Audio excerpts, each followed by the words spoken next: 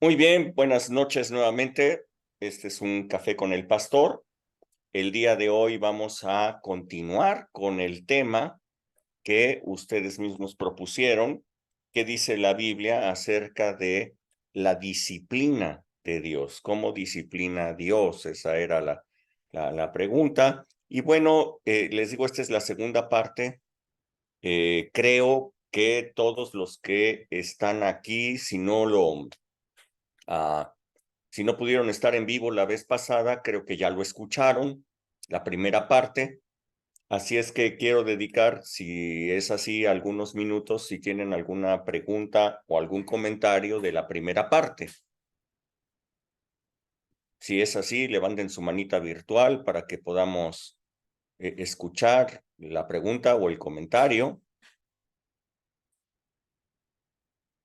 Nadie levanta su manita virtual, lo cual quiere decir que no tienen ni idea, ¿no? Ok, bueno, entonces yo voy a continuar. Muy bien. En la semana pasada estuvimos hablando de qué es disciplina, ¿no? La disciplina de un atleta comparada con la disciplina de un cristiano. Y no es una comparación X, no es una comparación que simplemente a mí se me haya ocurrido, es una comparación que hace el apóstol Pablo en la Biblia. Y él dice, así como se disciplina un atleta, así como se esfuerza un atleta, así como se abstiene de cosas un atleta para lograr un objetivo, nosotros en la vida cristiana tenemos una carrera, decía él, que tenemos por delante. Una carrera que ciertamente no es una carrera de velocidad, más bien es una carrera de fondo. Entonces él decía que corramos con paciencia la carrera que tenemos por delante, puestos los ojos en el objetivo, que es Jesús, llegar a la estatura del varón perfecto, que es Jesucristo, de tal manera que tengamos la disciplina correcta para poder crecer y poder llegar al objetivo, que es llegar a esa estatura, a la de el Hijo de Dios, a la de Jesucristo. De tal manera que igual manera que como un atleta se disciplina, nosotros lo hagamos también. Entonces, encontramos que la palabra de Dios nos dice que existen ejercicios espirituales. De la misma manera como un atleta se ejercita en su físico para tener la potencia, para poder exigirle a su cuerpo en el momento que es demandado y que su cuerpo le dé la capacidad para poder lograr lo que él quiere. De la misma manera, nosotros tenemos que ejercitarnos espiritualmente de tal manera que estemos preparados para los momentos difíciles. Como les he dicho, de bajada hasta un bocho vuela, ¿no? O sea, si el camino es de bajada, no importa que tengas, qué coche tengas, ¿no? Vas a avanzar y hasta puedes rebasar algún otro que otro coche. El problema empieza cuando el camino se torna cuesta arriba. Ahí es en donde pues necesitas un buen motor, en donde necesitas una buena capacidad que te responda el coche. De otra manera, no va a ser así. Así es que todos nosotros tenemos que estar preparados para los momentos complicados, momentos difíciles, para la exigencia que se haga de nosotros, ya sea en nuestra vida o al momento de tener que ministrar a una persona, al momento de aconsejar, al momento de hacer algo, ¿no? Eh, eh, entonces se necesitan ejercicios espirituales. La semana pasada hablábamos de un primer ejercicio espiritual que era la oración. Creo que ahí me quedé, ¿cierto?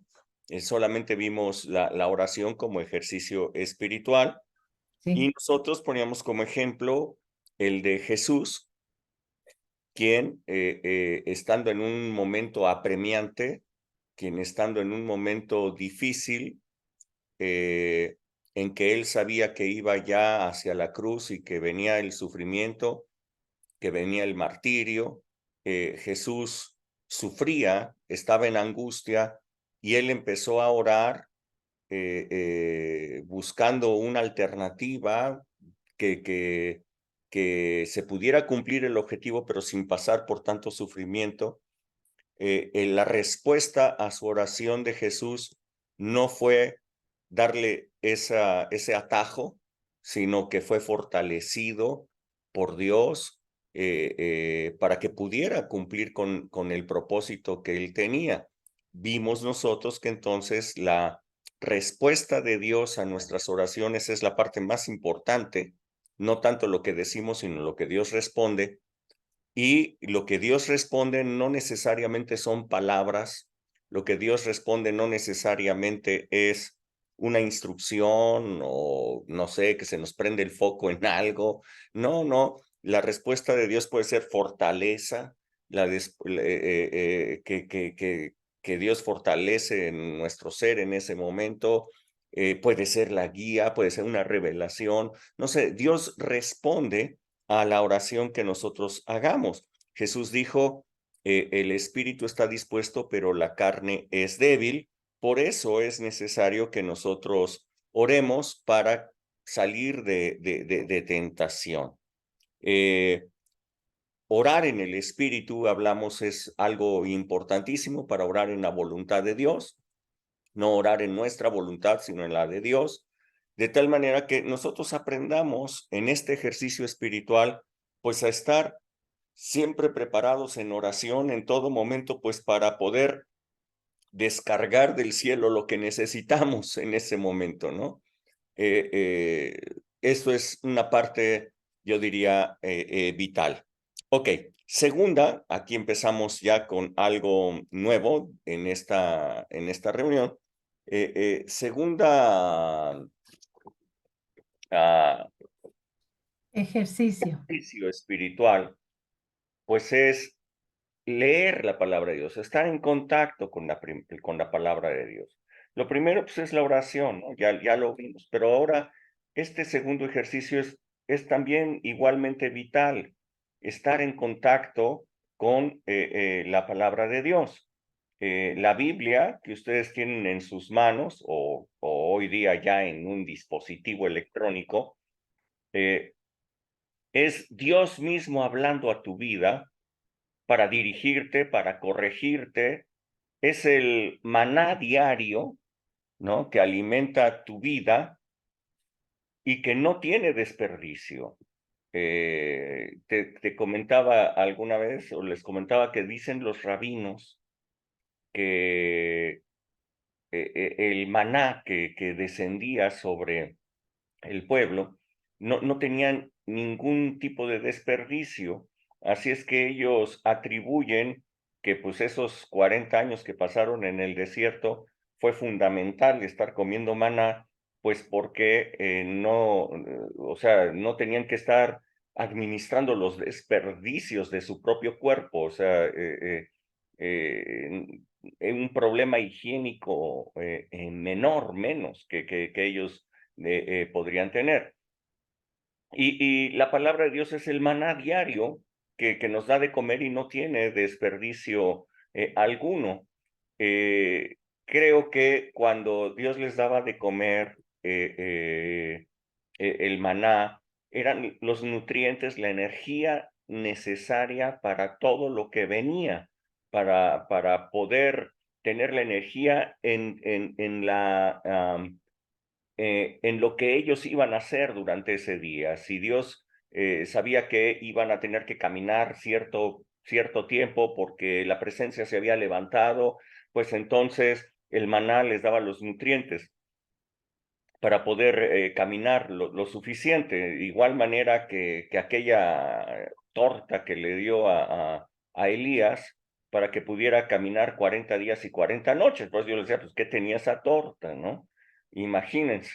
Eh, eh, Así es que la palabra de Dios tiene los nutrientes necesarios que tú necesitas para poder salir adelante en lo que Dios ya sabe que vas a vivir ese día, en lo que Dios ya sabe que viene. O sea, Dios conoce los tiempos, Dios conoce todo lo que va a pasar, tú no lo conoces, pero Dios sí.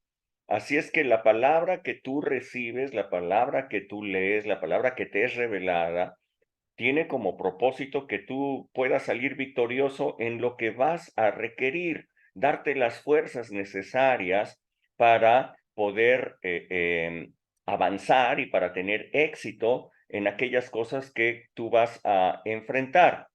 Ahora, existen diferentes formas y tú a lo mejor estás pensando, bueno, ¿y cómo leer la Biblia? Eh, a lo mejor no lo conoces bien. Bueno, mira, la primera forma, la más sencillita, pues es empezar a leer las historias, las narrativas que la palabra de Dios habla de esas historias.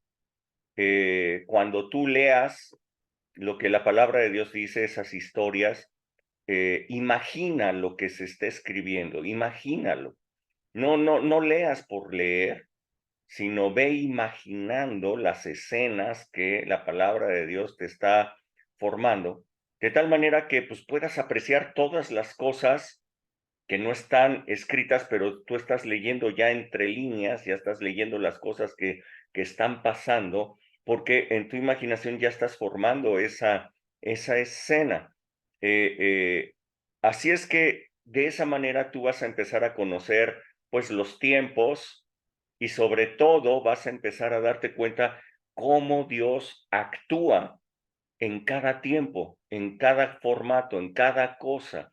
Te vas a dar cuenta de la actuación de Dios. Esta es parte muy importante para que tú puedas entender cómo Dios va a actuar en tu vida.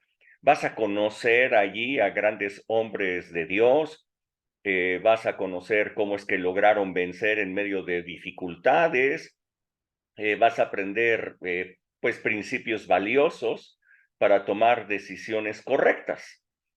Así es que esa es la primera manera, ¿no? La primera manera es simplemente ver historias, imaginárselas, verlas, ya te sabes las historias. Ok, segunda, avanzando un poquito más, avanzando, la segunda, pues requiere de la primera, ¿no? Requiere de la primera forma en la que tú leíste ya la Biblia. Y esa es escudriñar las escrituras. Si alguien puede leer Juan 5:39, por favor.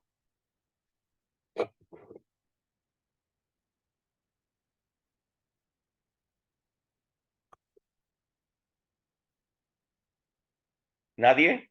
Escudriñad las escrituras, porque a vosotros os parece que en ellas tenéis la vida eterna, y ellas son las que dan testimonio de mí. Ok, gracias. Esta es una segunda forma de leer la Biblia. Miren, esto lo dijo Jesús. Estas palabras las dijo Jesús. En ese momento en que lo dijo Jesús, lo único que existía de las escrituras era el Antiguo Testamento. El Nuevo Testamento no existía. Los evangelios no existían. Jesús entonces, a la gente que lo rodeaba, Jesús, aún a los mismos fariseos, les decía, escudriñen las escrituras, porque a vosotros os parece que en ellas tenéis la vida eterna. Pero escuchen bien, dice, y ellas, las escrituras, son las que dan testimonio de mí. Jesús estaba hablando del Antiguo Testamento. Muchas personas piensan que a Jesús aparece en la Biblia a partir del Nuevo Testamento. Y entonces, para saber de Jesús, leen el Nuevo Testamento. Pero Jesús dijo que para conocerlo a Él, hay que leer el Antiguo Testamento. Esto es muy interesante. Jesús dijo, lean las Escrituras, lo único que había era el Antiguo Testamento. Dice, y estas dan testimonio de mí. Yo quiero decirles que yo tengo un grupo de formación pastoral, estoy formando pastores, y hice un ejercicio con ellos hace tiempo, un ejercicio que duró 3, 4 meses. Y ese ejercicio fue este. Jesús dijo aquí que en el Antiguo Testamento podríamos encontrar a Jesús. Entonces, encuentren a Jesús. Vamos a leer el Antiguo Testamento y encuentren a Jesús. Elegíamos un libro. A ver, en este libro, encuentren a Jesús. Y las revelaciones fueron impresionantes las que empezaron a tener todos ellos, porque fíjense que no estaban buscando otra cosa, sino estaban buscando a Jesús. No estaban buscando historias, no estaban buscando respuestas para su vida, no estaban buscando otra cosa, sino que estaban buscando a Jesús. Y cuando buscaron a Jesús en el Antiguo Testamento, las revelaciones fueron brutales, increíbles, las cosas que ellos empezaron a encontrar. Compartíamos entre nosotros todas estas cosas y verdaderamente eran revelaciones formidables por una sencilla cosa: se estaba escudriñando la palabra de Dios. Encontrar a Jesús es muy importante, porque cuando encuentras a Jesús estás encontrando al Hijo de Dios. ¿Ok? Estás encontrando lo que Dios quiere para tu vida, estás encontrando propósito, estás encontrando un Salvador, estás encontrando lo que Dios quiere para ti. Vas a encontrarte que Jesús está presente en toda la Biblia, evidentemente en el Antiguo Testamento, y luego, obviamente, en el Nuevo Testamento. Vas a darte cuenta que de todas las historias que tú leíste antes, historias que simplemente imaginaste cuando las estabas leyendo, ahora van a cobrar vida cuando te des cuenta que Jesús está metido en esas historias. Y tú te vas a decir, pero ¿cómo? Si eran historias X. Sí, ahí estaba Jesús, estaban dando testimonio de Jesús. Así es que tú vas a comer un maná diario, vas a estar comiendo eh, eh, y vas a recibir vida, vida en abundancia, vas a recibir dirección, vas a ser fortalecido por la palabra de Dios y tu fe va a empezar a crecer. Vas a empezar a experimentar algo espiritual que probablemente nunca antes habías experimentado, que es revelación. Muchos cristianos están esperando a que el pastor les dé una palabra, a que alguien les dé una palabra ya revelada. Y entonces dicen, ay, qué bonito, el pastor, como me dicen, desmenuza la palabra bien bonito y ya yo la recibo y qué padre. Pero eso podría suceder contigo. O sea, ¿por qué tienes que esperar a que el pastor, de una manera, pues él recibió la palabra, esa palabra era para la congregación, pero hay una palabra específica para ti? ¿Por qué tú no la buscas? No tienes que estar comiendo regurgitado. ¿Sí saben qué es regurgitado? Sí, es lo que hacen algunos animales.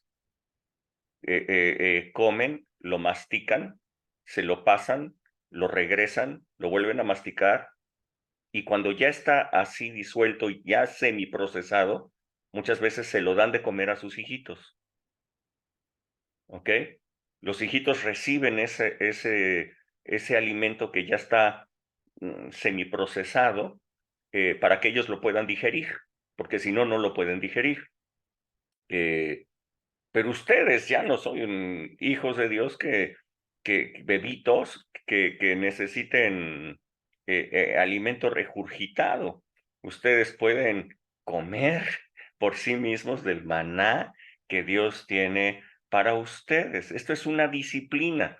Es un disciplinarte espiritualmente, es saber que tienes que estar orando en todo tiempo, comunicarte con Dios, agradecerle, no sé, comentarle cómo te sientes, las cosas que están pasando, una guía, qué debo de hacer, no sé, no es orar 2 horas, 3 horas, no es orar 5 minutos, pues es orar en todo el tiempo y estar en comunión con Dios, es leer la palabra, estar en contacto con la palabra de Dios, pues todo el tiempo, porque allí es en donde el Señor va a enviar la revelación y donde va a enviar la dirección en el momento preciso que tú lo necesites.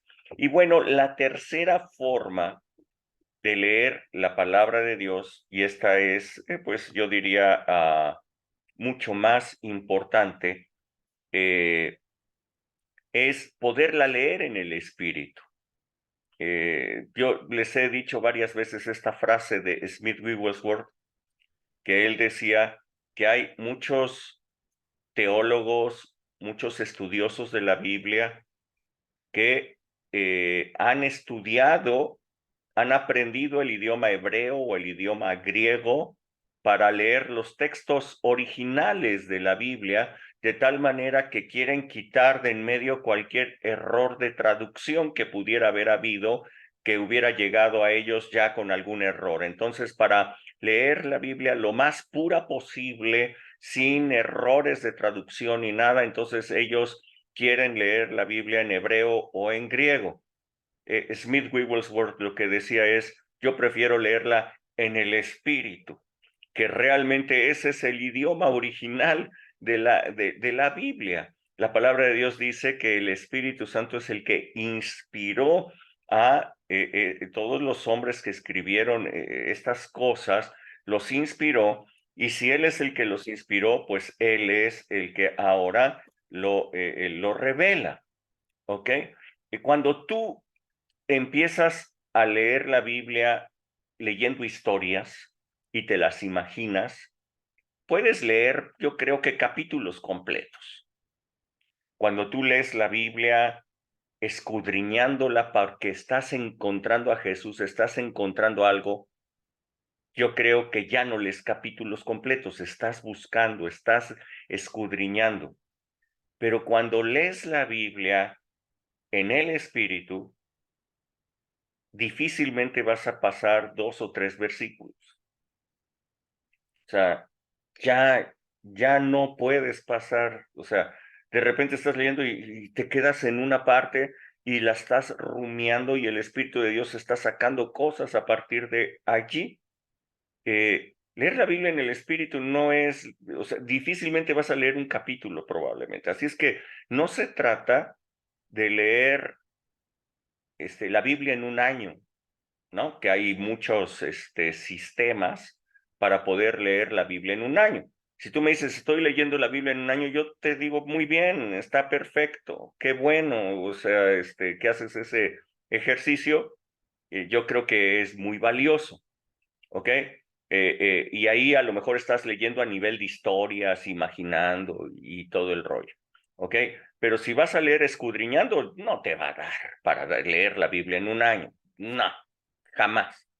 Y si la lees en el espíritu, mucho menos. O sea, leerla en el espíritu, te digo, no pasas de 2 o 3 versículos. O sea, y cuando lees esta parte tienes que corroborarla con lo anterior y tienes que ver qué es lo que estaba pasando y tienes que ver qué sucede. El espíritu te empieza a mover por todas partes y no es algo que puedas avanzar gran cosa realmente cuando lo estás leyendo.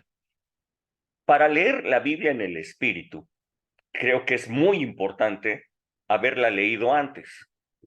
Es tener un previo conocimiento ya de las escrituras.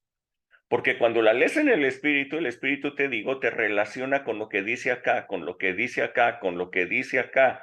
Empiezas a sacar un montón de conclusiones espirituales a partir de algo que tú leíste, porque ya tienes un conocimiento de la Biblia.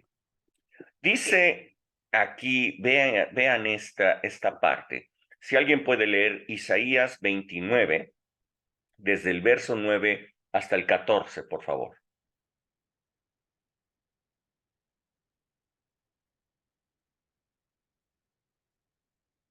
Isaías 29, del 9 al 14, ¿verdad? Sí, ¿Sí? Ok. sí. Dice, deteneos y maravillaos, ofuscaos y cegaos, embriagaos, pero no de vino, tambaos, pero no por sidra, porque Jehová derramó sobre nosotros un espíritu de sopor, cerró los ojos de vuestros profetas y puso un velo sobre la cabeza de vuestros videntes. Y os será toda visión como las palabras de un libro sellado, el cual si lo dan al que sabe leer, y le dicen, lee ahora esto, él dirá, no puedo, porque está sellado. Y si se da el libro al que no sabe leer, diciéndole, lee ahora esto, él dirá, no sé leer. Dice pues el Señor, porque este pueblo se acerca a mí con su boca y con sus labios me honra, pero su corazón está lejos de mí y su temor de mí no es más que un mandamiento de hombres que les ha sido enseñado. Por eso, he aquí que nuevamente excitaré yo la admiración de ese pueblo con un prodigio grande y espantoso, porque perecerá la sabiduría de sus labios y se desvanecerá la inteligencia de sus entendidos. Gracias. No. Pueden dar cuenta aquí de algo, nos está informando el profeta Isaías, es que la palabra de Dios, la Biblia, es un libro que contiene muchas verdades ocultas. ¿Ok?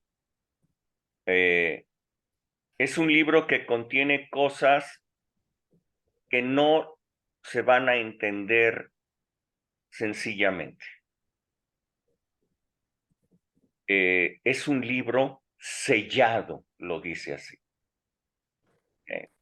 Esta es la razón por la que, dado que hay mucha gente, número uno, que no busca a Dios, número dos, que ni siquiera quieren saber de Dios, o número tres, que dicen estar con Dios, pero simplemente como algo, no sé, como una cuestión religiosa, pero realmente no tienen ningún contacto con Dios, no tienen ninguna comunión con Él.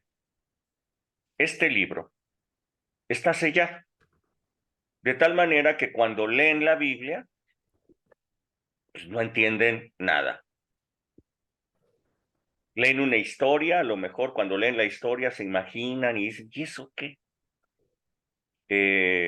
Muchos otros dicen, pues qué matazones tan terribles, qué cosas tan horrorosas están escritas en la Biblia. Pues sí, o sea, en verdad, para muchas personas que, que dicen, ay, no, no veas esa película que hay tantos matanzas y tantos crímenes, que ¿por qué ves eso? Pues la Biblia tiene más, tiene más matazones y más de todo, o sea, la cosa es que cuando una persona pues no tiene esa comunión con Dios, no ha nacido de nuevo en el Espíritu, pues la Biblia es un libro cerrado. Dice el profeta Isaías, dice, si se lo dan a leer a una persona que sí sabe leer, va a decir, a ver, déjenme, no, está sellado, no, no puedo leerlo, está sellado. De tal manera que no van a poder entender nada de lo que está ahí. Es un libro que tiene que ser revelado por el Espíritu Santo. Las verdades ocultas de la palabra de Dios se revelan por el Espíritu Santo porque el Espíritu Santo es el que lo inspiró. Las historias bíblicas, encontrar a Jesús, ver lo que el Espíritu Santo te está diciendo a ti, es obviamente un trabajo espiritual, no es un trabajo racional, ni es un trabajo de sabiduría humana. Es importante entonces entender algo, o sea, este libro no se puede leer en la carne. ¿Sí, sí me explico? Eh, eh, el, gran opositor al espíritu no es el diablo, es la carne. De tal manera que si alguna persona intenta leer la Biblia en la carne, no va a recibir realmente la revelación que está allí contenido. Así es que yo les digo, lean la palabra de Dios en el espíritu. ¿Cómo es eso? Bueno, quitando toda cuestión de carne, pídanle al Señor, Espíritu Santo, revélame la palabra que tú tienes para mí. Lo va a hacer, el Espíritu Santo ya vive en ti. Abre tu corazón para que la palabra pueda ser revelada en tu espíritu.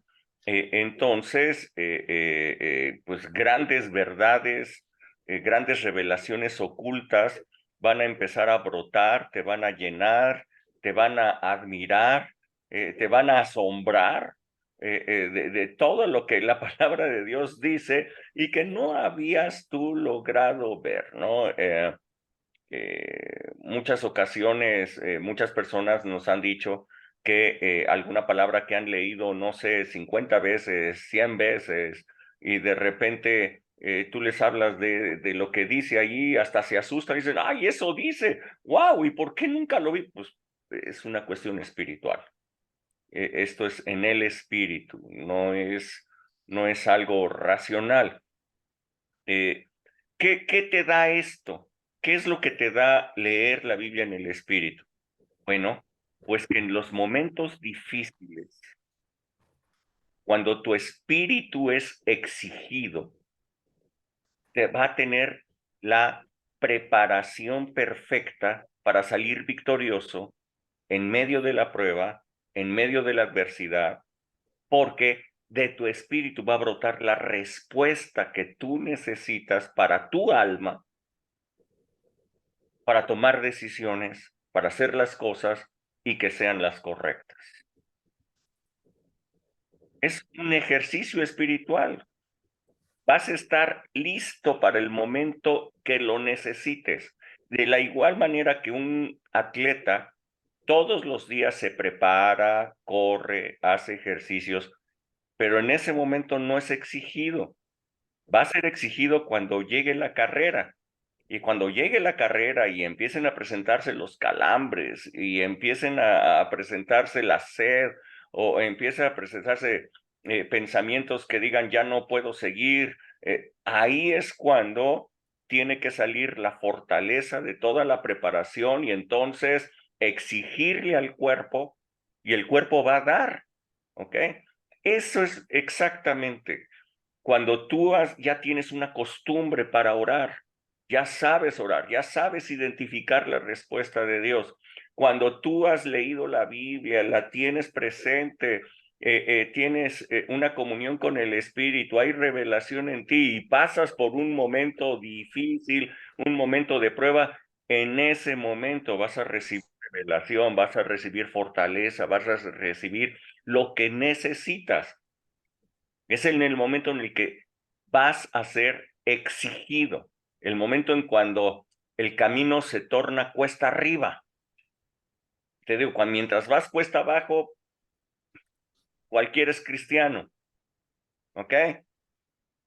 La fe se demuestra, la revelación se demuestra cuando las cosas se ponen difíciles. Ahí es cuando sale el carácter, la fe cristiana. Ok. ¿Alguna pregunta, algún comentario sobre este segundo ejercicio espiritual que es estar en contacto con la palabra de Dios? Hablen ahora o callen para siempre. No. ¿Nadie? Ok, conste, yo les di la oportunidad. Ok, tercer ejercicio, muy importante también, ejercicio espiritual. Y este es congregarse. Congregarse es mucho más que asistir a una reunión social, a una reunión en donde nos veamos los cristianos y compartimos algunas horas juntos, ¿no? Congregarse, pues es un tiempo en el que adoramos a nuestro Dios corporativamente. Eso no quiere decir que no podamos adorar a Dios individualmente durante toda la semana, ¿ok? Creo que todos nosotros adoramos al Señor y lo hacemos de manera individual, pero congregarse es la manera de adorar a Dios corporativamente, es decir, como cuerpo de Cristo, y ahí recibir una palabra que venga de Él para fortalecernos como cuerpo, no solamente individualmente. Lo hemos leído muchas veces cuando hablamos en la célula que hemos preparado para las personas que van iniciando. Si alguien puede leer el Salmo 133 del verso 1 al 3, por favor.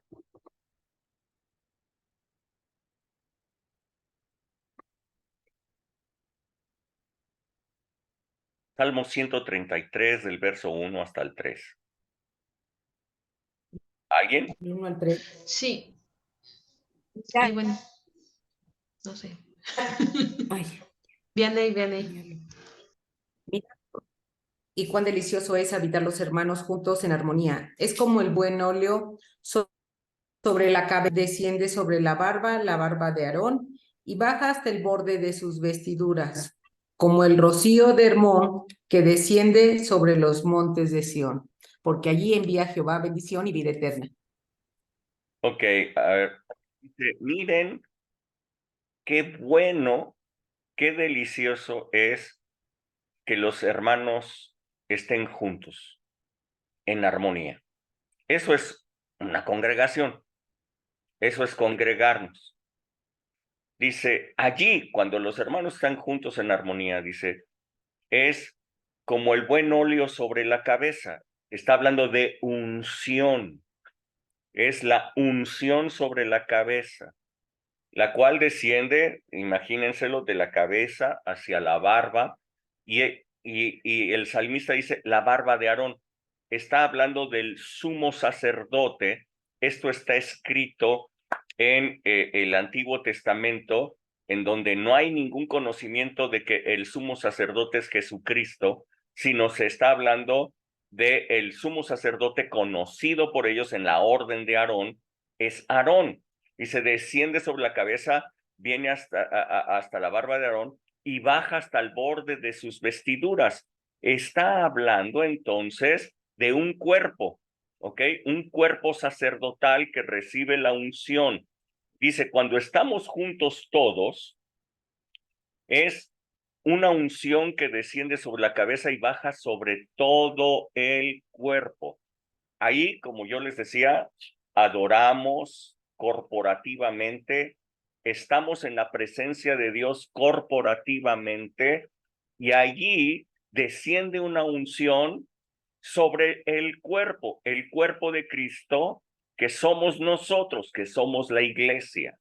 La iglesia somos el cuerpo de Cristo. Ahí desciende unción, una unción, la misma unción que descendió sobre la cabeza. La cabeza de la iglesia es Cristo. Esa unción que desciende sobre la cabeza, que es Cristo, esa misma unción desciende sobre todo el cuerpo, que es la iglesia. ¿Cuándo ocurre esto? Pues cuando estamos congregados. Eso es lo que está diciendo este salmo.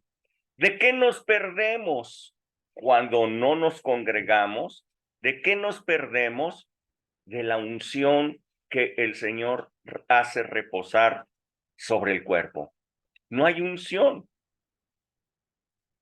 No hay unción. Fíjense nada más.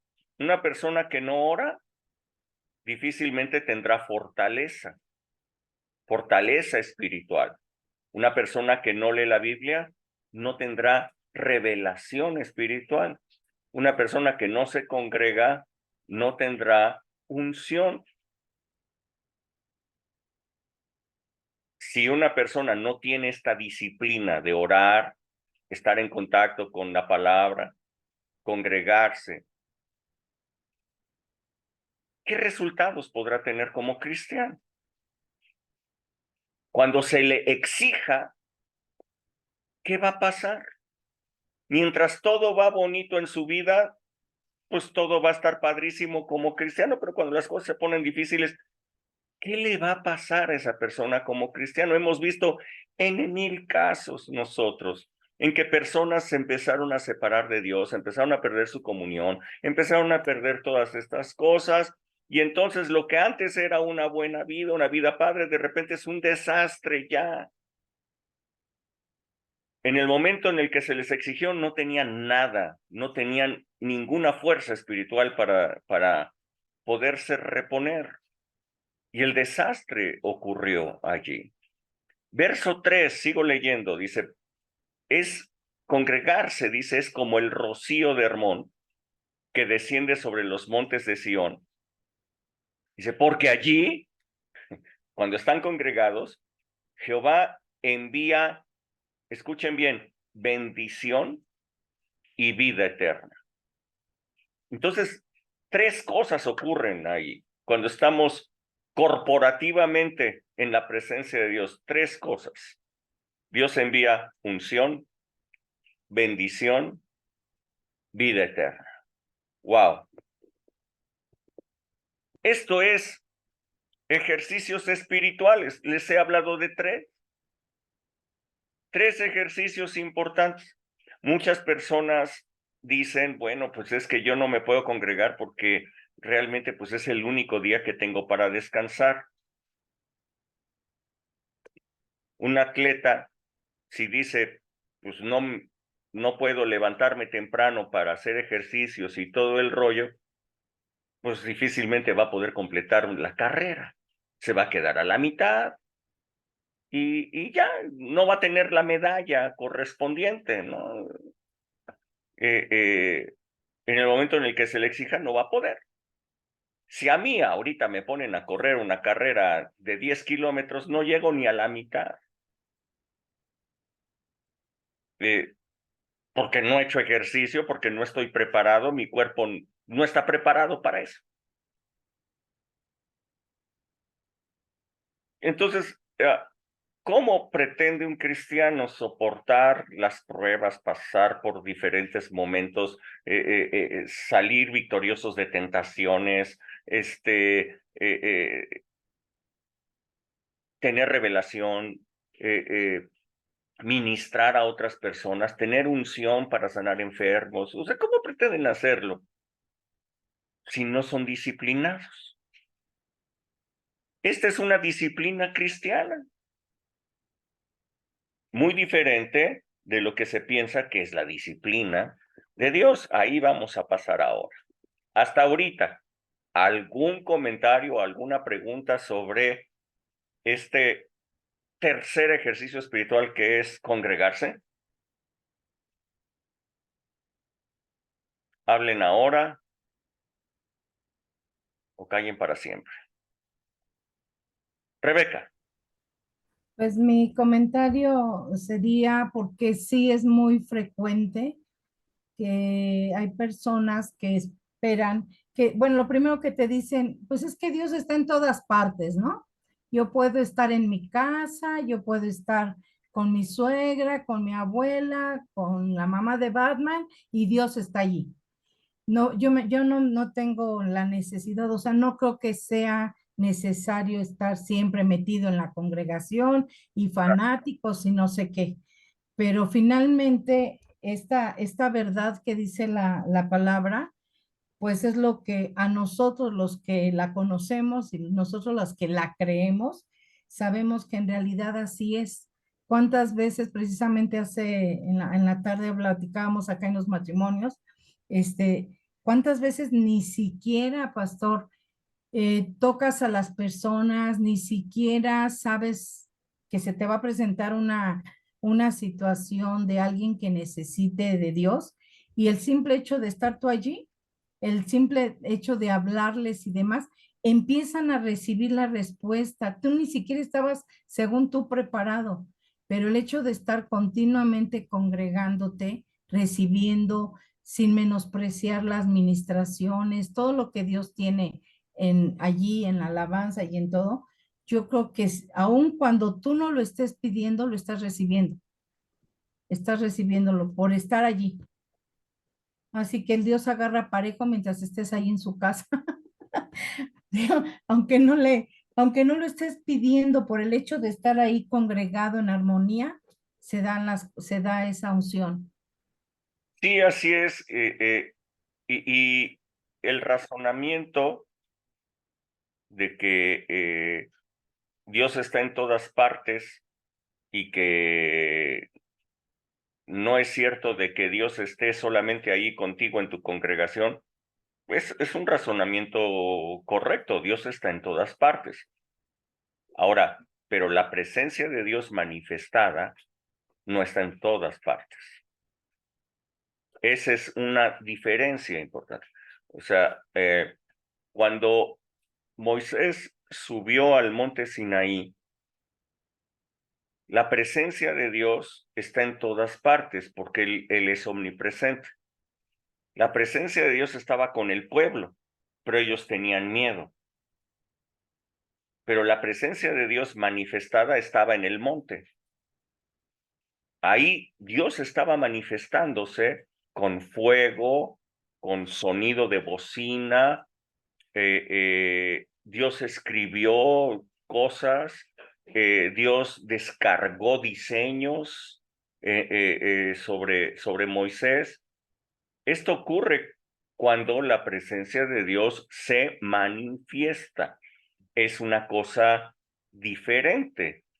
Y aquí lo que está hablando este salmo es de una manifestación de Dios cuando el cuerpo de Dios, el cuerpo de Cristo, cuando la iglesia, cuando los hermanos están juntos. Cuando los hermanos están juntos, Dios se manifiesta. Jesús dijo, donde estén 2 o 3 reunidos en mi nombre, ahí yo estoy. Va a haber una manifestación, la manifestación de Dios en el cuerpo de Cristo cuando está junto es unción, bendición, vida eterna. Eso es lo que dice el Salmo. Evidentemente Dios está en todas partes. ¿Que tú puedes tener una comunión con Dios en tu casa? Claro que sí, seguro que sí. ¿Que Dios te puede tocar ahí en tu casa? Sí, no hay duda de que esto puede ocurrir. Ahora, pero cuando estamos como cuerpo, unidos, juntos, unánimes, adorando al Señor juntos, ahí Dios envía unción, bendición, vida eterna. Sí, Juan Manuel. Sí, en relación con la tener esta forma de comunicarse con Dios en la congregación, creo que es muy importante, muy importante, porque nosotros ministramos a Dios con nuestros cantos, con nuestras alabanzas, y Dios nos ministra con su Espíritu Santo, se siente el derramamiento. En ese momento, cuando estamos congregados, creo que hay oraciones unánimes. Estamos ahí orando por alguien, por algún familiar o por alguien que está en la congregación, y creo que hasta ocurren los milagros allí, se dan en esos momentos.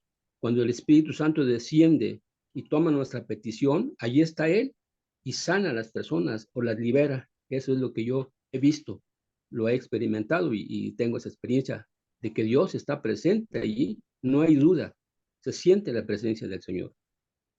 Ese es mi comentario. Sí, así es, o sea, es la presencia de Dios manifestada, ¿no? La presencia de Dios está aquí conmigo, la presencia de Dios está ahí contigo, Dios está en todas partes, Dios es omnipresente, pero eso es diferente a que Dios manifieste su presencia. Ese es algo diferente. Ok, ahora pasemos a el punto interesante de esta plática que es el pensamiento de que la disciplina de Dios es una corrección. Esta es una idea muy de la iglesia en la parte religiosa. ¿Cómo corregir a las personas, cómo corregir. A esto se le llama disciplinar. ¿Cómo corregir? De aquí viene la pregunta de, oye, pues, ¿cuál es la disciplina de Dios? Porque en el ámbito de la corrección, ¿no? Muchos son los ministros que corrigen a sus congregantes quitándolos de cualquier posición de servicio que tengan durante algún tiempo, con el pensamiento de que, pues, ¿cómo puede ministrar o cómo puede servir una persona que está en pecado? Muchísimos congregantes incluso piensan así. ¿Cómo le permiten a tal persona que está ahí si está en pecado? Y todo el mundo piensa que no se puede ministrar, no pueden estar en servicio, pues si la persona está cometiendo un pecado.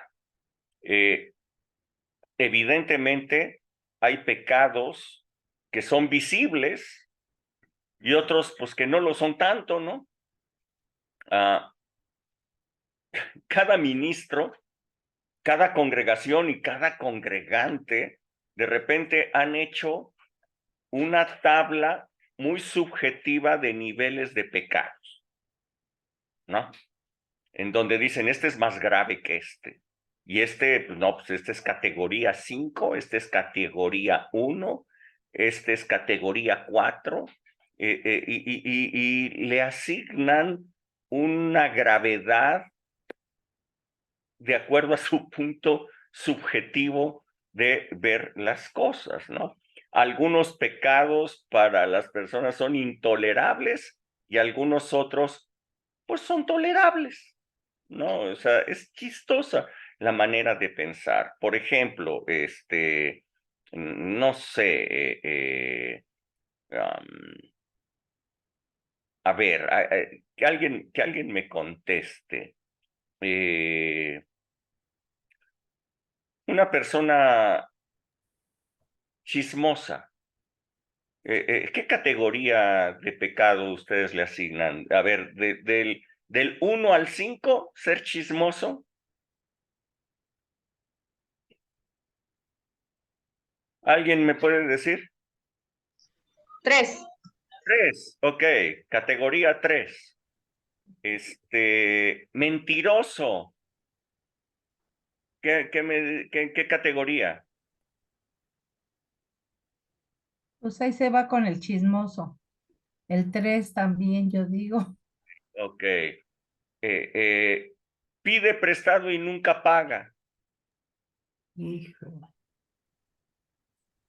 Híjole, pastor, no nos toques ese tema.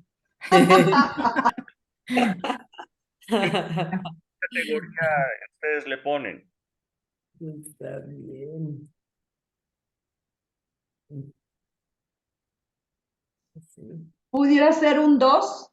Ok, ese es no. Ok.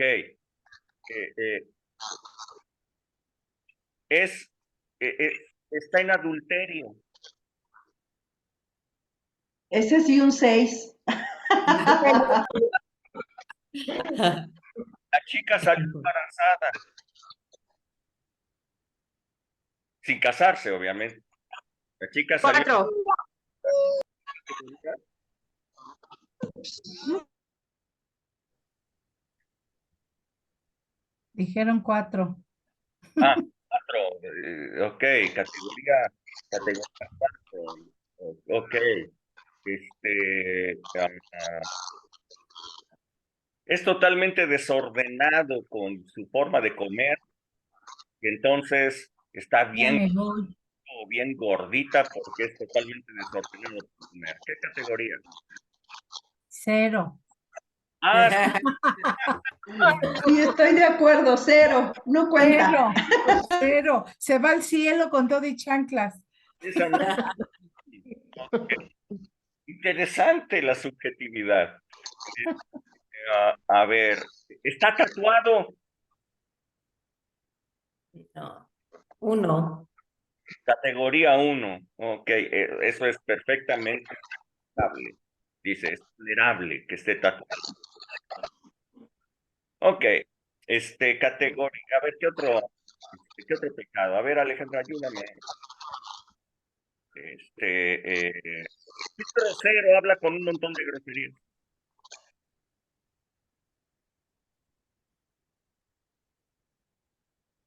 5. 5, ándele. Ok, para Vianey es 5. Sí, sí, no saluda a algunas personas porque pues, tiene alguna bronca, alguna querella con ellos y no los saluda. ¿Qué categoría? 1. 1. Bueno, esto que nosotros estamos viendo en este momento, que cada quien tiene su propio análisis subjetivo y gravedad de los pecados, ¿no? En realidad, lo que la palabra de Dios nos dice es que toda infracción a la ley es un pecado.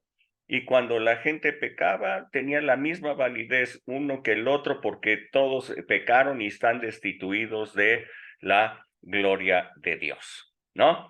No obedecer una ley en el Antiguo Testamento, pues es destitución de la gloria de Dios. No había realmente categorizaciones, sino que tú rompes con esto, pues no, ya, listo, ¿no? Pero con todo y todo la gente sigue teniendo su misma lista de pecados, ¿no? De esa manera yo veo a muchos ministros, ¿no? No sé, que si una persona es chismosa, pues sí puede seguir sirviendo, no pasa nada. Pero si el muchacho o la muchacha es fornicario, pues entonces no, definitivamente tienes que dejar de servir. Si una chica quedó embarazada sin estar casada, pues tiene que ser removida inmediatamente del servicio, no se puede dar ese ejemplo. Pero si una persona pide prestado y no paga, esa sí puede seguir sirviendo, no hay problema. En algunos ministerios se le pide a los que están tatuados, pues que se tapen los tatuajes para poder ministrar.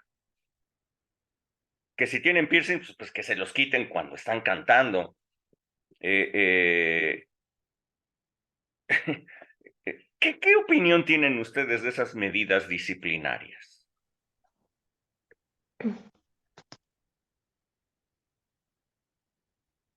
¿Alguien?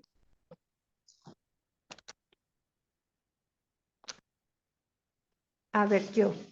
A Bueno, ver, yo creo, Rubén, yo creo que Dios no ve el que esté uno tatuado, el que use uno pierces. Yo creo que Dios ve tu corazón. Y entonces Él va a juzgarnos de acuerdo a nuestro corazón, a nuestros pensamientos, de acuerdo a los pensamientos de Él.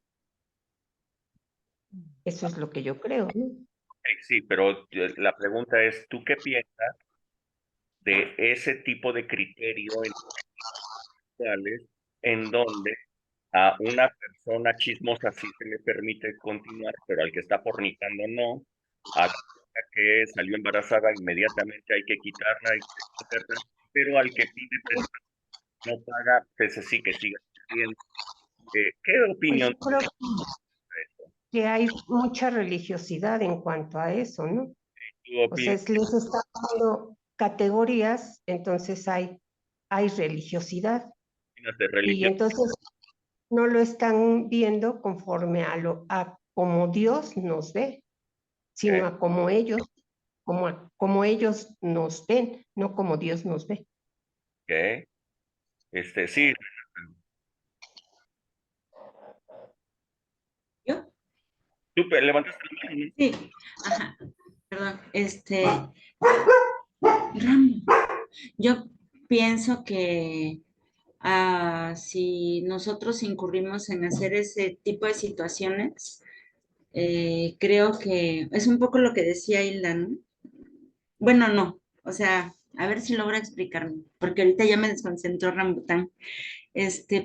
Pero creo que se corre el riesgo de juzgar a una persona, y en el momento que tú juzgas a una persona es como si te pusieras por arriba de ella, y entonces no hay esta situación de estar en comunión, ¿no?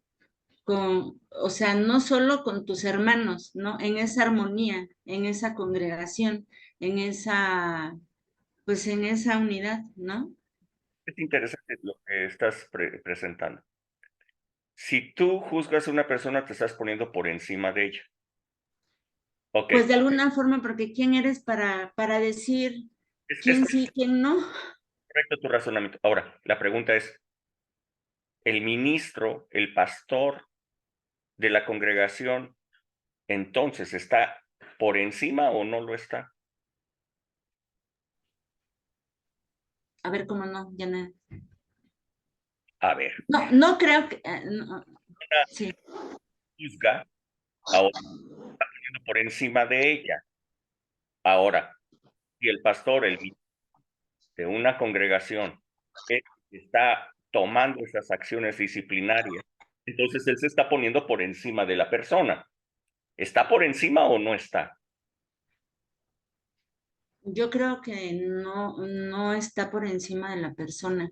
Y creo que es lo mismo, o sea, es lo mismo, seas pastor o no pastor, bueno, con todo respeto a los pastores, pues no, pero me refiero a que la situación en la que incurres es la misma, pero Okay. creo que no está por encima. Es interesante ese punto de vista, porque entonces, cuando un ministro lo hace, se está poniendo por encima de la persona. Y creo que aquí lo interesante es que a lo mejor podríamos saber que pues cualquier persona podría incurrir en ese tipo de faltas, porque todos somos pecadores. Por eso, el punto es, cualquiera puede incurrir, ¿cierto? El asunto es, esta es la manera de disciplinar. Y ahora, la siguiente pregunta es, ¿por qué se disciplina de manera diferenciada al que, por ejemplo, es chismoso que la chica que salió embarazada? ¿Por qué se juzga de manera diferente al que no paga cuando ha pedido prestado que al que es fornicario? ¿Por qué se juzga frente al que es adúltero de el que, no sé, miente? No todos son pecados, Es subjetivo, ¿no, pastor? absolutamente subjetivos. Porque es subjetivo y creo que refleja más a la persona. Y hubo calificaciones, me dijeron categorías desde el 6. Y hubo quien me dijo 6. O sea, eso era intolerable totalmente. Y hubo otro que dijo 0. O sea, eso, y te cargue. Es así la subjetividad en nuestros puntos de vista. Hilda. Sí, ya se me va. Mientras habla Hilda, pastor, les pregunto a todos, ¿se está entrecortando el sonido? ¿O es nada más? Sí. Nada más? Algodón de Pero yo me azúcar, doy cuenta sí. que cuando prende el micrófono Hilda es cuando se escucha así y cuando lo apaga no. Así Se es. están escuchando todo el Pero tiempo entre Si los están dos. abiertos dos micrófonos, entonces nada más Cierto. están entre los dos. es Ok. que yo a quien no escucho es al pastor. Yo al que escucho que se le está entrecortando es al pastor. Yo también al pastor es al que Sí, escucho que yo se le también. baja el sonido. Ok, y fíjense. Pastor, podría ser que aparte eso reflejara también cuando caemos en esa subjetividad que a lo mejor, obviamente refleja la naturaleza exacta del ser humano, ¿no? Pero podría ser también que a lo mejor, porque yo creo que no es necesario juzgar a la gente. Las personas, todas traemos muchas cargas siempre a lo largo de nuestra vida y no hay acciones que para nuestro Señor no, o sea, él digo, abarca como todo eso. Y a lo mejor también podría ser que cuando incurrimos en ese tipo de faltas, reflejamos también que no conocemos a nuestro Señor de fondo, de todo lo que Él nos ha dado, nos ha perdonado, en lo que nos ha restituido desde que nos tomó como sus hijos, ¿no? Estoy completamente de acuerdo. O sea, el punto es, ¿será esta la manera de disciplinar? ¿Es esto la disciplina de Dios? No, pastor. Avancemos un poquito. ¿Cómo se corrige al pecado de acuerdo a lo que dice la palabra de Dios? Esto sería interesante. ¿Qué dice la Biblia acerca de corregir el pecado? Si alguien puede leer Proverbios 16:6.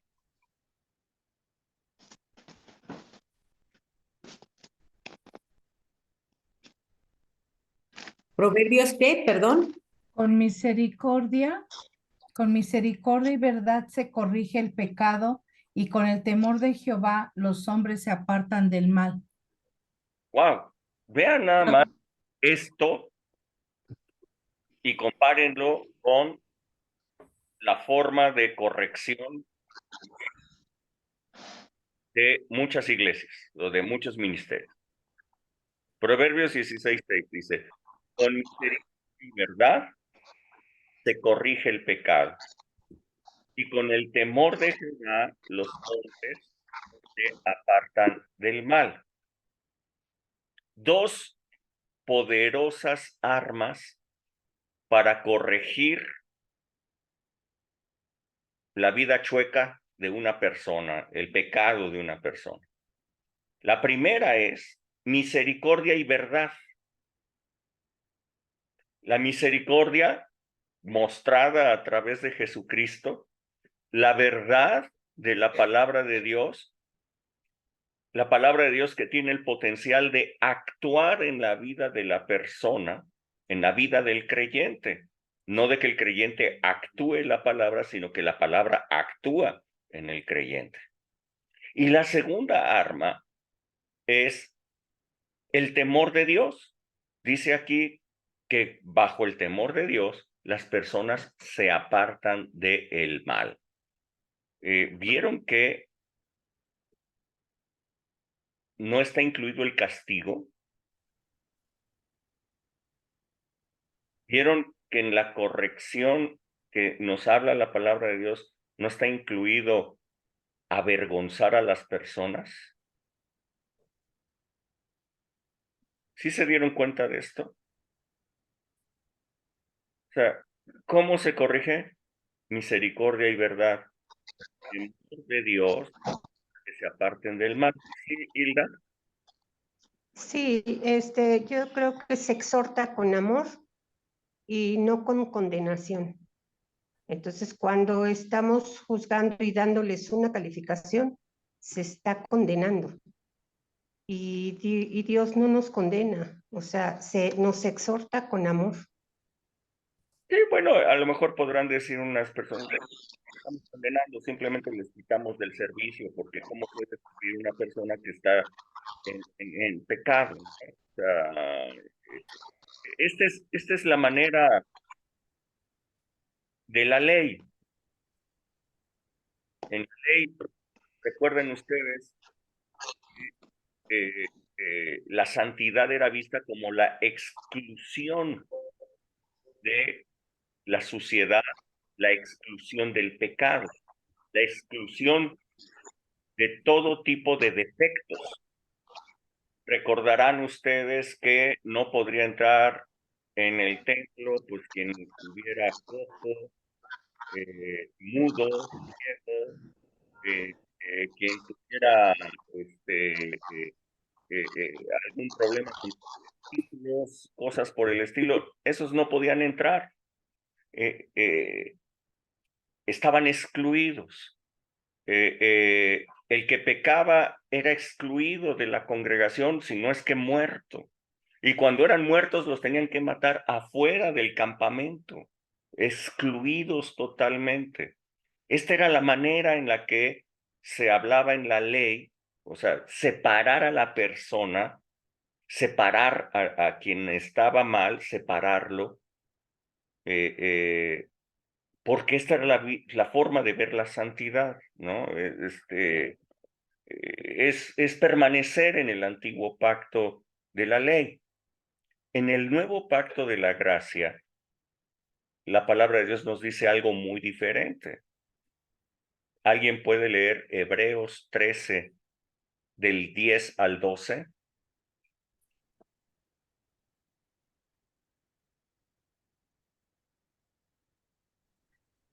Tenemos un altar del cual no tienen derecho de comer los que sirven al tabernáculo, porque los cuerpos de aquellos animales cuya sangre a causa del pecado es introducida en el santuario por el sumo sacerdote, son quemados fuera del campamento, por lo cual también Jesús, para santificar al pueblo mediante su propia sangre, padeció fuera de la puerta.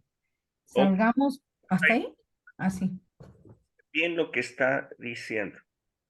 Dice, cuando el holocausto el sacrificio era a causa del pecado, entonces los cuerpos de los animales eran llevados fuera del campamento, eran quemados fuera del campamento,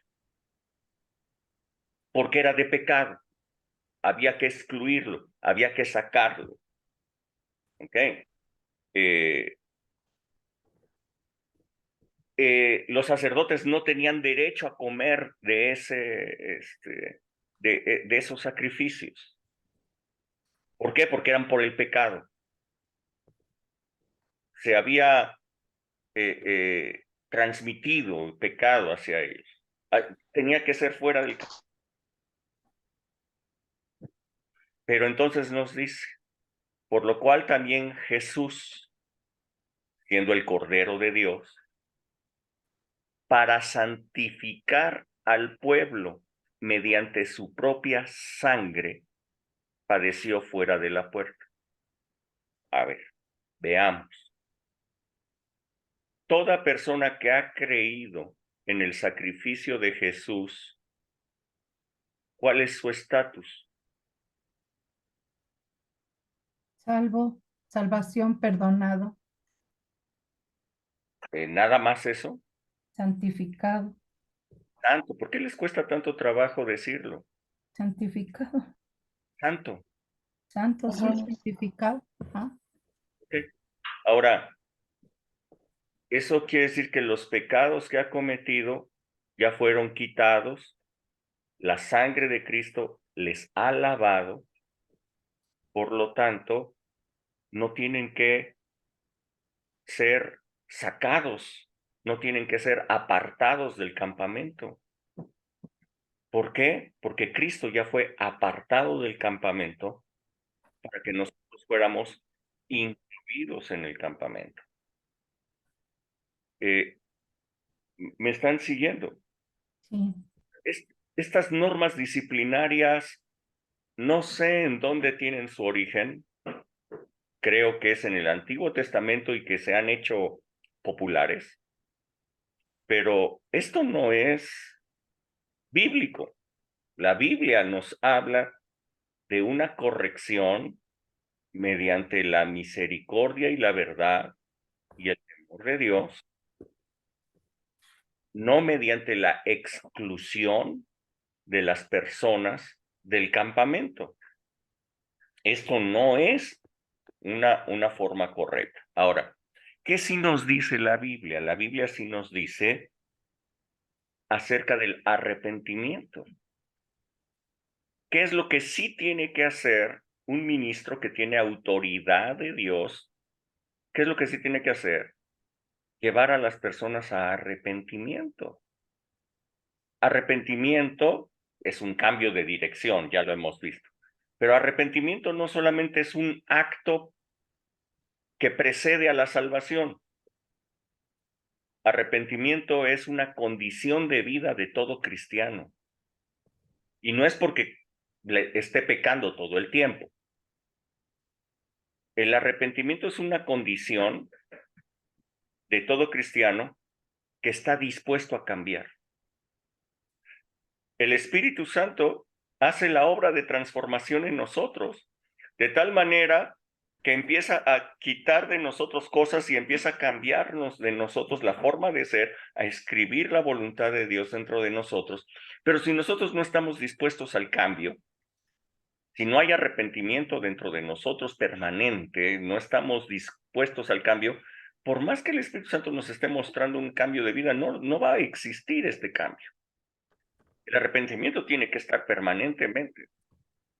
Como dijo Renata, todas las personas pueden estar en una situación difícil. Hay pecados visibles y hay otros que no lo son tanto. ¿Okay? Hay personas que nunca pagan y pocos lo saben, que a lo mejor son personas que son así, o sea, que nunca pagan sus cuentas y cosas por el estilo. A lo mejor los demás no lo saben, pero igualmente tienen que ser movidos a arrepentimiento. Muchas personas, cuando el pastor predica precisamente para llevar al arrepentimiento, se ofenden y dicen, ay, es que el pastor está hablando de mí, entonces mejor me voy de la iglesia. Ya no me siento edificado en esta iglesia, porque pues están hablando de mí. Esas cosas ocurren. Hay pecados que sí son visibles, ¿no? La chica que salió embarazada, pues, ¿cómo lo oculta? ¿Verdad? Y si hay arrepentimiento y esta persona está corrigiendo su vida, ¿cuál es el problema? ¿Cuál es el problema? Así es que desde una pequeña mala acción hasta un pecado considerado categoría 6, requiere arrepentimiento. Con misericordia y verdad se corrige el pecado. Así que, bueno, esto es lo que dice la Biblia. Por eso nosotros somos como somos. Y por eso también somos tan criticados como somos criticados. La verdad es algo que me importa muy poco si realmente estamos haciendo lo que la palabra de Dios nos dice. Así es que, bueno, ¿algún comentario que tengan ustedes?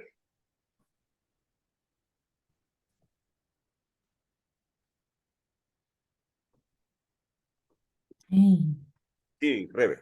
Ay, voy otra vez, pastor. Comentando con respecto, hace rato decías que de dónde podría provenir esto de la corrección a la gente a base de juicio y a base de castigo y de según tenerlos en disciplina y todo. Yo no sé si tenga algo que ver últimamente, en este último tiempo, yo he estado teniendo contacto con personas que siendo cristianas se han hecho israelitas. No sé ni por qué, porque son más mexicanos que el nopal y sin embargo, ahora ya se sienten israelitas. No sé tal vez es a través de la fe o no sé lo que hacen, pero sí están, gran parte de lo que hablan, pues es la disciplina, el andar rectamente delante de Dios, el obedecer y demás, pero no dejan de decir que son cristianos. Entonces, yo lo comento realmente porque, pues igual y muchas personas pueden caer o pueden de repente verse envueltas en esas pláticas y empezar a irse al otro lado, ¿no? A no ver lo que estamos aprendiendo ahorita, sino que al ellos estar hablando, es que mira, la Biblia dice esto, y sí, se basan mucho en el Antiguo Testamento y están exactamente en la ley, y cada vez creo que, digo, me sorprende porque en un poquito tiempo son varios, ¿no? Los que se han convertido al, no sé cómo se le diga, israelismo o como sea, pero así está el asunto. Así está el asunto. Entonces, todo. De hecho, pues yo ya ni puedo platicar con ellos porque pues me cae gordo, porque pues yo lo que digo, todo lo que digo está mal, todo lo que hablamos de libertad está mal para ellos. Y claro, Entonces por eso, están judaizando, pues es como así es, los exacto. de Pablo, pues los fariseos y todos ellos, ¿no? Pero es muy sencillo, hombre. O sea, mira, a esas personas diles, oye, te veo con un pantalón de mezclilla. O sea, ¿no sabes que estás pecando?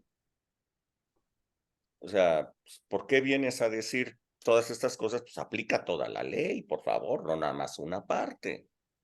No deberías de tener hilos mezclados. La mezclilla, pues son hilos mezclados. Su Y las nombre, mujeres que se visten con pantalones, ¿no? así Igual. es. Entonces, olvídate, o sea, bueno, en fin. Ujú. Es la hipotenusa, la pura hipocresía. Ok, ¿alguien más? Sí, yo, Rubén. Sí, Norma.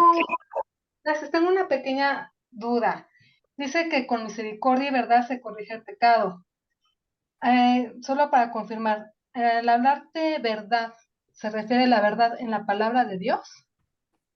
Le preguntaron a Jesús, bueno, ¿qué es la verdad? Bueno, Jesús dijo, tu palabra es la verdad.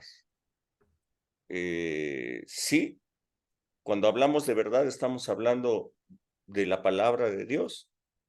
No estamos hablando de la realidad, sino de lo que Dios dice. Esa es la verdad. Con la palabra de Dios se corrige. Ujú. Ok, Está muchas bien, gracias. O sea, no es lo que yo piense, porque entonces sí estamos hablando de subjetividad, sino absolutamente.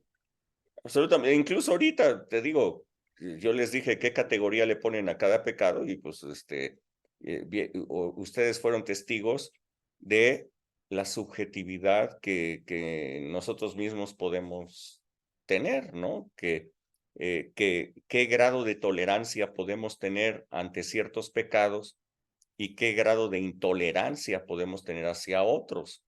Eso habla no solamente del juicio hacia los demás, sino de nuestra propia persona. O sea, nuestra propia persona podemos tolerar mentiras, chismes, pero no nos toleramos otras cosas, ¿no? Es interesante. Analicen, O que analicen. no, ay, perdón. O que no nos decimos la verdad a nosotros mismos, ¿no? Pues, simplemente analicen este ejercicio que hemos hecho, analícenlo y se darán cuenta que de repente ustedes son tolerantes a ciertas cosas e intolerantes a otras. Por la categorización que ustedes mismos les han dado. Sí, ¿alguien más quiere comentar algo? Yo solo de bromas, creo que sí deberíamos de pensar en que fuera cero eso de pues que uno come, se alimenta y todo eso, que no tuviera ninguna categoría, No, pues que el es que Señor nos libre de precisamente todo peso. eso lo vemos como que, ay, eso ni pecados, no, pues ¿cómo de que no? O sea, no estamos, es que de repente le dicen a, no sé, a un chico que está en fornicación, le dicen, oye, tu cuerpo es cuerpo del espíritu y que cómo puedes estar así, o a otro que se está metiendo sustancias raras, oye, tu cuerpo es cuerpo es templo del espíritu y no puedes mantenerlo así. Bueno, pues el que está gordito tampoco, espérate, lleno de triglicéridos y lleno de cosas ahí, pues tampoco, espérate, o sea, pues, ¿cómo te atreves a juzgar al que pues, se está metiendo cosas?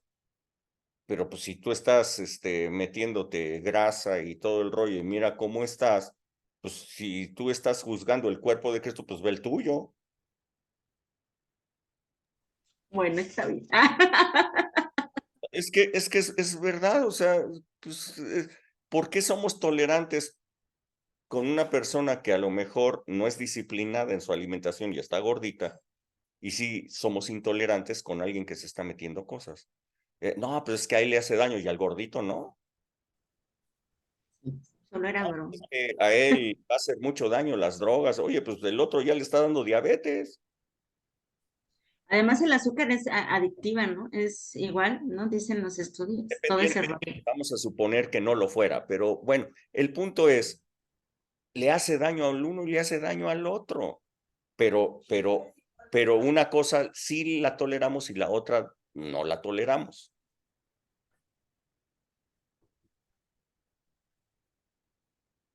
Es así, es la subjetividad de cristiana, que nada tiene que ver con la verdad.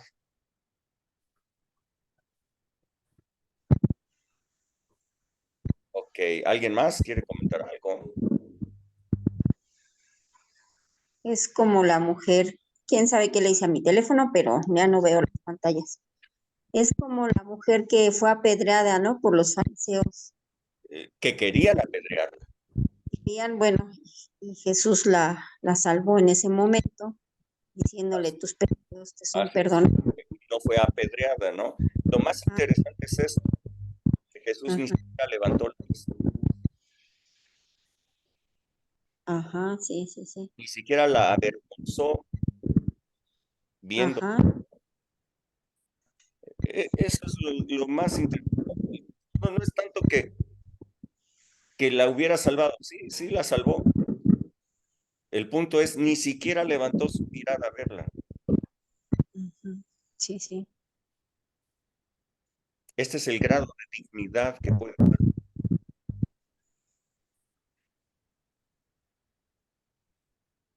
Ya se cortó. Muy bien. Bueno, chicos y chicas, nos estamos viendo. Dios los bendiga muchísimo. Nos vemos el próximo domingo, primero Dios. Hasta luego. Chao, chao. Hasta luego, buenas noches.